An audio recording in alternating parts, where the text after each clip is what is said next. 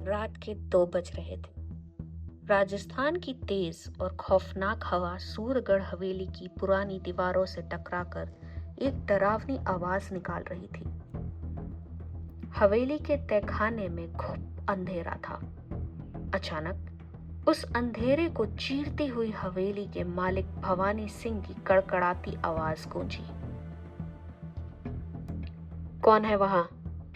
ये हमारी पुश्तैनी मूर्तियां हैं। तुम इन्हें बक्से में भरकर कहां ले जा रहे हो? जवाब में कोई कुछ नहीं बोला। बस अंधेरे से किसी के झटपटाने की आवाज आई।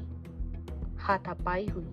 भवानी सिंह ने खुद को बचाने के लिए पास रखी एक मूर्ति को कसकर पकड़ लिया, लेकिन तभी किसी भारी चीज से उनके सिर पर जोरदार वार किया गया। वह जमीन पर गिर पड़े। कुछ पल का भयानक सन्नाटा छा गया और फिर शुरू हुई किसी भारी चीज को पत्थर के फर्श पर घसीटने की वह खौफनाक आवाज, जो सीढ़ियों की तरफ बढ़ रही थी। अगली सुबह भवानी सिंह की लाश हवेली के आंगन में मिली। पुलिस ने कहा कि यह आत्महत्या है, क्योंकि भवानी सिंह जिस कमरे की बालकनी से गिरे थे वह कमरा अंदर से बंद था। लेकिन जब कोई कातिल बड़ी चालाकी से कत्ल को एक हादसा बना दे, तब पुलिस की फाइल भी बंद हो जाती है और तब बंद दरवाजों के पीछे दबे सच को बाहर निकालने के लिए एक सत्यान्वेषी की जरूरत पड़ती है। मैं अजीत बैनर्जी और आज मैं आपको अपने मित्र ब्योमकेश बख्शी के उस केस के बारे में सुनाने जा रहा हूं, जहां कातिल ने कोई सबूत नहीं छोड़ा था सिवाय एक लाल रंग की मिट्टी के। कलकत्ता से सूरगढ़ तक के ट्रेन के सफर में ब्योमकेश लगातार पुलिस की रिपोर्ट पढ़ रहा था। जब मुझसे रहा नहीं गया तो मैंने पूछ लिया, ब्योमकेश, कमरा अंदर से बंद था, खिड़कियां भी बंद थी, तो ये आत्महत्या ही तो है। ब्योमकेश ने अपना चश्मा उतारा और कहा, अजीत, पुलिस की रिपोर्ट के पन्ना नंबर 3 पर ध्यान दो। भवानी सिंह की लाश को आंगन में पीली रेत पर मिली थी, लेकिन पोस्टमार्टम रिपोर्ट कहती है कि उनके दाएं हाथ के नाखूनों में लाल मिट्टी गहराई तक फंसी हुई है। अगर इंसान पीली रेत पर गिरा है तो नाखूनों में लाल मिट्टी कहां से आई?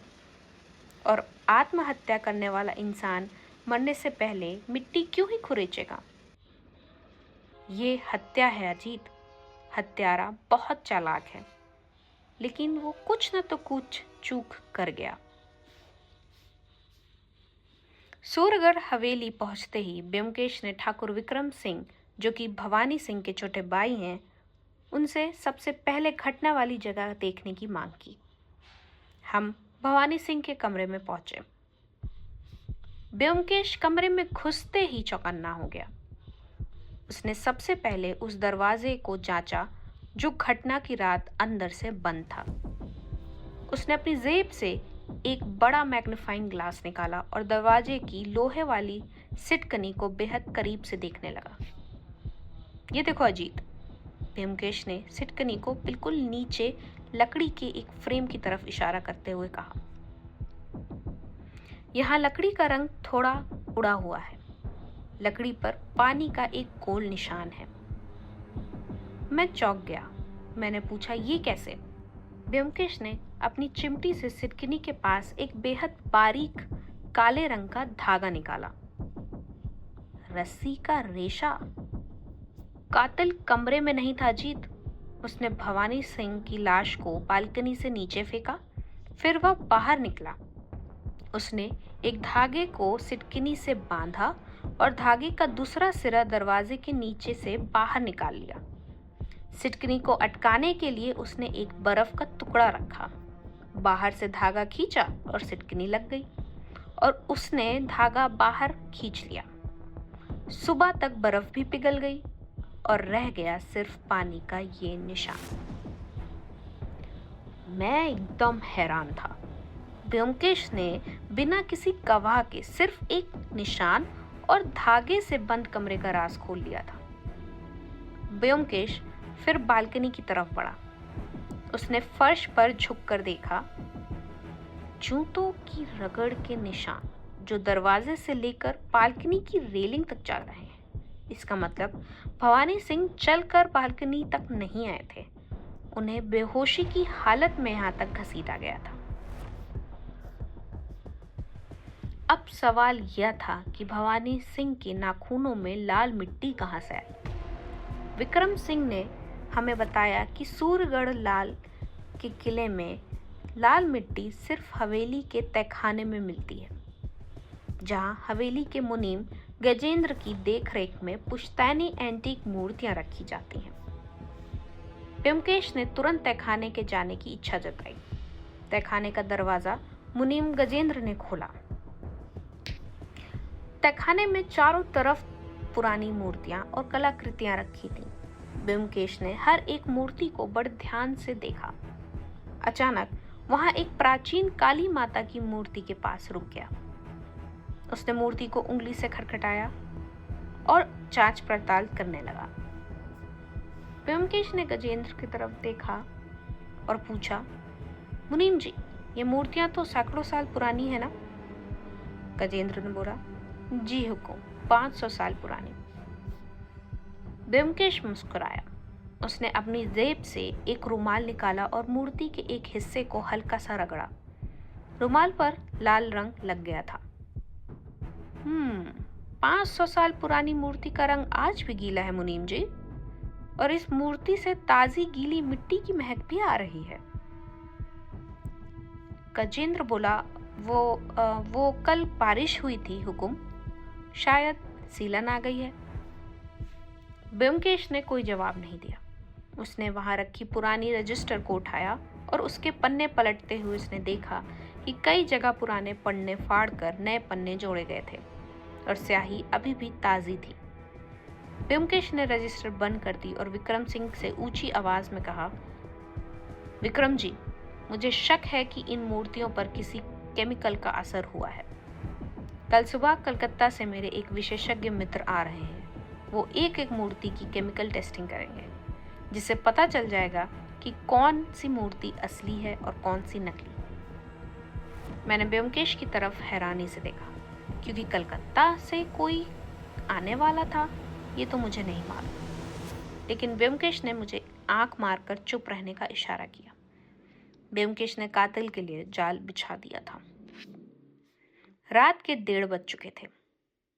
ब्योमकेश जानता था कि कातिल कल सुबह होने वाली टेस्टिंग से डरेगा और सबूत मिटाने जरूर आएगा। हम दोनों तहखाने के बाहर एक भारी खंबे के पीछे छिपे थे। तभी हमने देखा एक परछाई दबे पांव तहखाने की तरफ बढ़ रही है।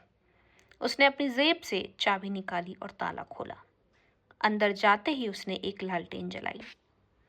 ब्योमकेश ने मुझे इशारा किया और हम बिजली की तेजी से अंदर घुसे। अंदर का नजारा सब कुछ साफ कर रहा था। मुनीम गजेंद्र एक हथौड़ी से उस ताजी लाल मिट्टी की मूर्ति को तोड़ रहा था ताकि कल टेस्टिंग में वो पकड़ा ना जाए। रुको गजेंद्र, ब्योमकेश की आवाज पूरे तहखाने में गूंज रही थी। गजेंद्र के हाथ से वो हथौड़ा छूटकर गिर पड़ा। ब्योमकेश उसके करीब गया और कड़क आवाज में बोला, खेल खत्म हुआ मुनीम। तुम पिछले कई महीनों से इस हवेली की असली और बेशकीमती मूर्तियों को विदेशी स्मगलर को बेच रहे हो। रजिस्टर में भी हेरा फेरी कर रहे हो। उसकी जगह इस तहखाने की लाल मिट्टी से नकली मूर्तियां बनाकर रख रहे थे। गजेंद्र कांप रहा था। ब्योमकेश ने आगे कहा, उस रात भवानी सिंह जी ने तुमको इसी चोरी का शक हो गया था। वो यहाँ आए और उन्होंने तुम्हें रंगों हाथों पकड़ लिया। हाथापाई हुई। भवानी सिंह जी ने जब तुम्हें रोकने की कोशिश करी तो उनके नाखूनों में तुम्हारी द्वारा गढ़ी जा रही इस ताजी लाल मिट्टी की खरोच आ गई। तुमने उनके सिर पर वार किया। वो बेहोश हो गए। फिर तुम उन्हें घसीटते हुए उनके कमरे तक ले गए, बालकनी से नीचे फेंका और बर्फ रस्सी की मदद से दरवाजे को अंदर से बंद कर दिया ताकि दुनिया को लगे कि ये एक आत्महत्या है। सुरागों और सबूतों के इस अचूक जाल में गजेंद्र पूरी तरह फंस चुका था। उसने रोते हुए विक्रम सिंह के पैरों में गिरकर अपना गुनाह कबूल किया। अगली सुबह पुलिस मुनीम गजेंद्र को हथकड़ियां पहनाकर ले गई।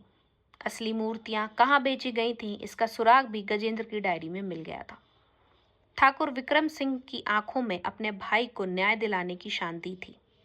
उन्होंने ब्योमकेश को हाथ जोड़कर शुक्रिया अदा किया और बोले, ब्योमकेश बाबू, अगर आप ना होते तो मेरे भाई की मौत हमेशा के लिए एक झूठा हादसा बनकर रह जाती। हमारी वापसी की ट्रेन राजस्थान की तपती रेत को पीछे छोड़ते हुए फिर से कलकत्ता की ओर दौड़ पड़ी थी। खिड़की से ताजी हवा के बीच ब्योमकेश ने अपनी 4 मीनार सुलगाई। मैंने अपनी डायरी निकाली और इस नए किस्से का नाम लिखा, रेगिस्तान का रहस्य।